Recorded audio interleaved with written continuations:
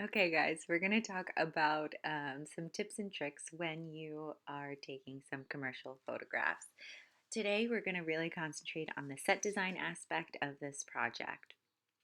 So, buckle up. All right, so I want to make it very, very clear to all of you, even though that you are home and your resources are low, I am not looking for pictures like this. I do not want plain, basic photographs of a product. I want something like this. Remember, the purpose of commercial photography is to sell the item to your viewer. So that's exactly what you have to do. This photograph better be so beautiful, I want to buy whatever you're selling. So, how can we accomplish some beautiful scenery? First things first is to concentrate on lighting. Lighting is really going to be important when we are photographing inside of our homes. Sorry. A few tricks that you guys can apply is window lighting. So I found these two photographs that I found really interesting where they use the beam of light coming through a window or a shade to frame out their product. So although the background is white, it is not plain by any means. There is a lot of depth and reflection and pattern going on. These two are probably one of my favorites. Again, a very plain background. However, by using the lighting source from a window or an outside like bulb or whatever, a lamp, um, they were able to create some really beautiful patterns and repetition and design over here. So to the left, I believe that the lighting source would be coming from the right, which would create this really gorgeous shadow of all the mascaras. And on the right picture, I believe there is a source blocking in between the light and the perfume.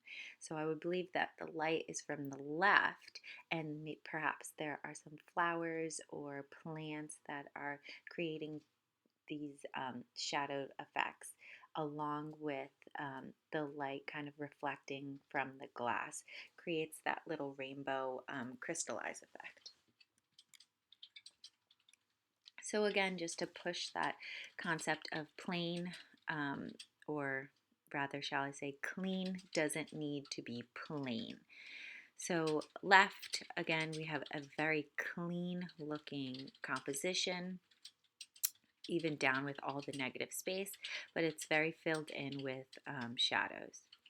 To the right, a very clean look. Everything seems very minimal, but there's still a lot going on.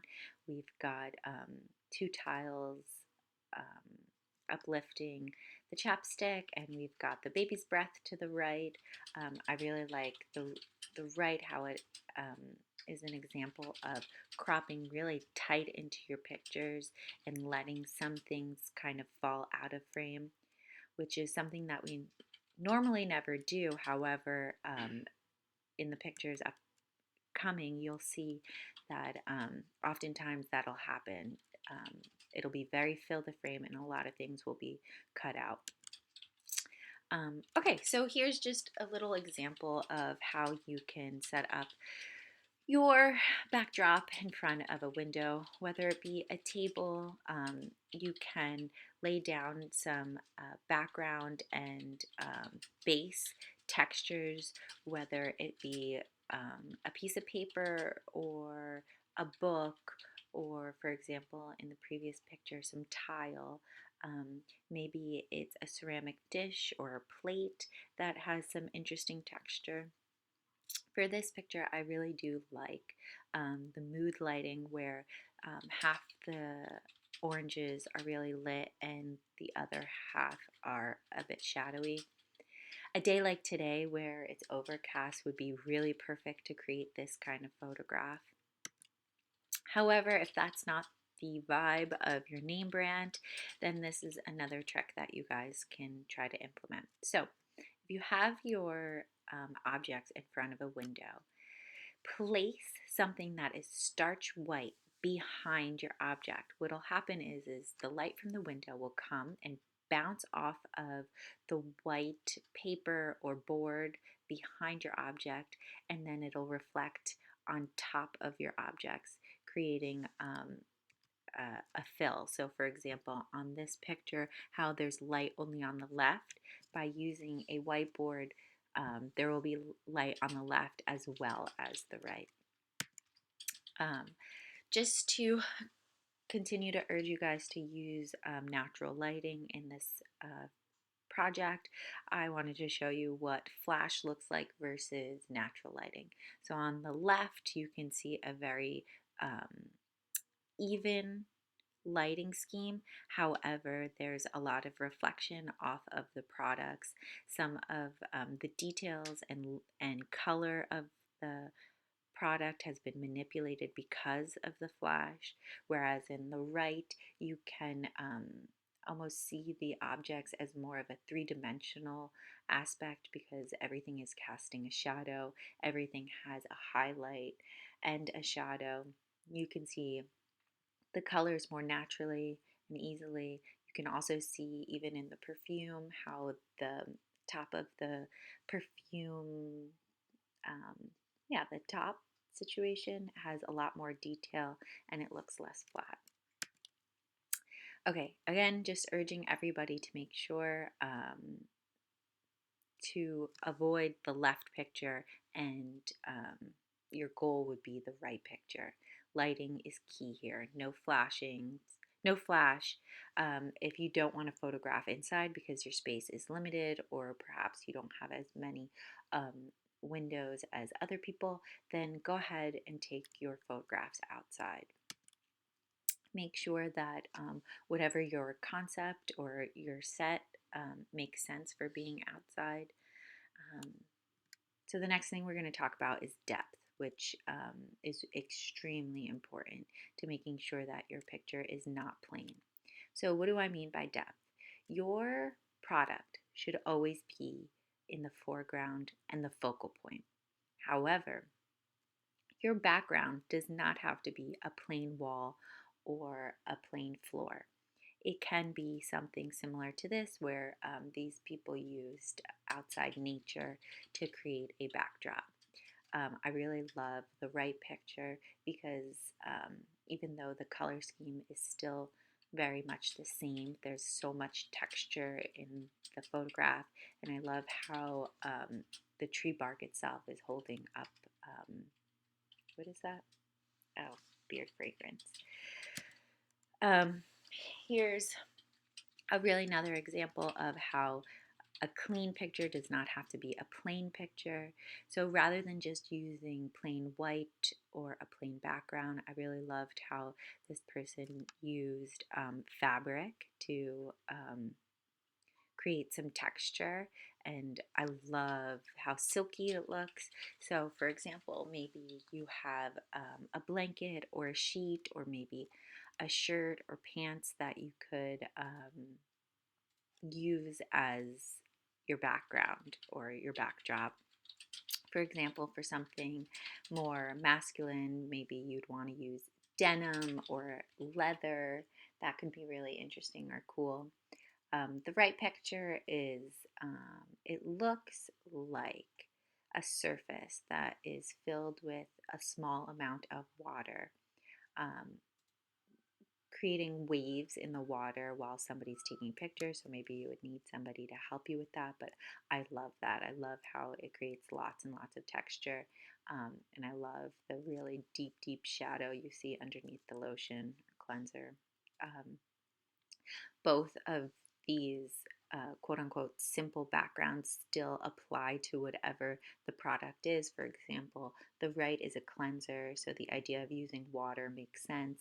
The left is a foundation, so this idea of using this like flawless silk, which I'm sure is like part of the campaign, that your skin will look so clean and flawless. So really think about that too. What is your background saying about the product and what the product is trying to sell? These are really fun. So if you want to start using a bit of props to kind of explain what the product does or who the product would be for, I love these kind of like dump your purse ideas.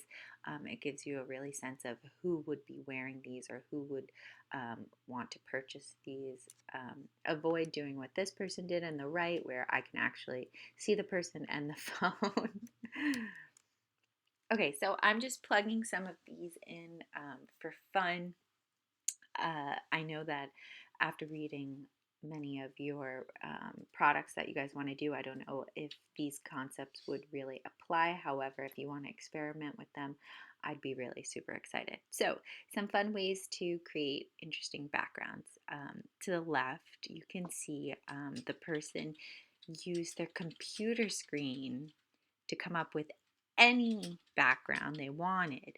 And as long as the computer screen is far away from the product, you can blur it later on, or it will look blurred if you have portrait mode on your iPhone.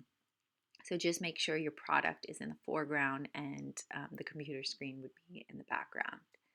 Um, to the right, this was really beautiful. They used candlelight to um, create like really dramatic lighting and shadowing with this ring picture. These are always really fun. Again, you could maybe accomplish this with the computer screen. However, if you have twinkle lights at home, as long as they are far away from the product, you'll get this kind of dreamy like background. So that could be interesting. These are probably my favorite, and I'd be really excited if anybody wanted to try this. But it's the idea of using a mirror or a very reflective surface as your background. So I've seen people do this with mirrors, I've seen people do this with computer screens, not the other way around, obviously.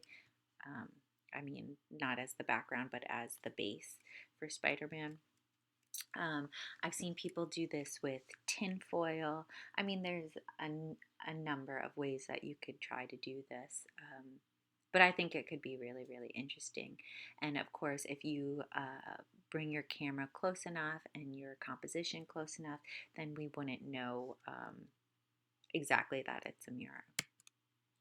All right, so for anybody who wants to kind of describe what the use of their product is for their set design, then here are a few examples. Without models, of course, you can just talk about what the product does, whether it be a makeup or a lotion or a number of things.